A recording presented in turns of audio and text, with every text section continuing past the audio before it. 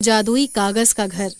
अचानक तेज बारिश शुरू हो जाती है और भयंकर बाढ़ आ जाती है। बाढ़ का पानी गांव के सब घरों में घुस जाता है और गांव के लोग घर छोड़कर इधर उधर भागने लगते हैं। ठाकुर की हवेली भी बाढ़ से नहीं बच पाती, मगर सोना का कागज का घर बाढ़ में भी शान से खड़ा रहता है।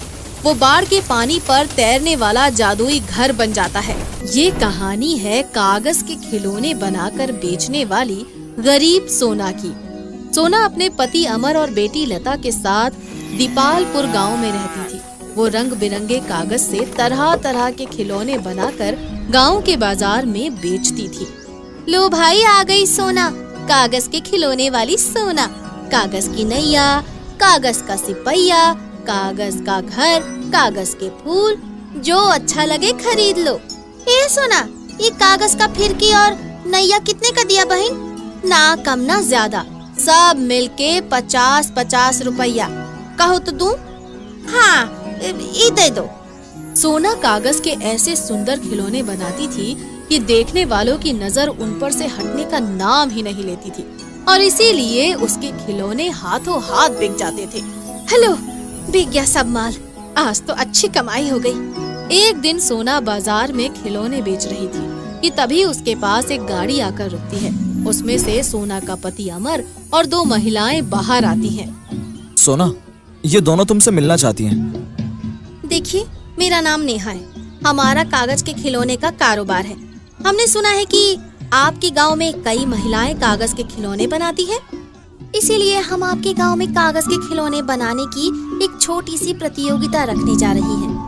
उस प्रतियोगिता में जो महिला प्रथम आएगी उसे हमारी तरफ से 1 लाख का इनाम मिलेगा और उसके बनाए सब खिलौने हम खरीदेंगे भी।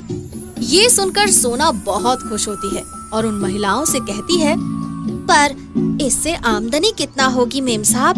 पूरा महीना खिलौने बनाओगी तो समझो लाख भर की कमाई हो जाएगी आपकी। सोना के बगल में ही छन्नो नाम की एक अन्य महिला भी कागज के खिलौने बनाकर बेचती थी। लाख रुपए की बात कान में घुसते ही छन्नो का चेहरा खिल उठता है। लाख रुपया की कमाई तो अब छन्नो का ही होएगा। आखिर हमरा बलम किस दिन काम आवेगा रे? छन्नो का पति रघु गांव के दबंग जमींदार ठाकुर कुंदन सिंह का खास लठैत था और गांव में वही होता था जो ठाकुर चाहता था।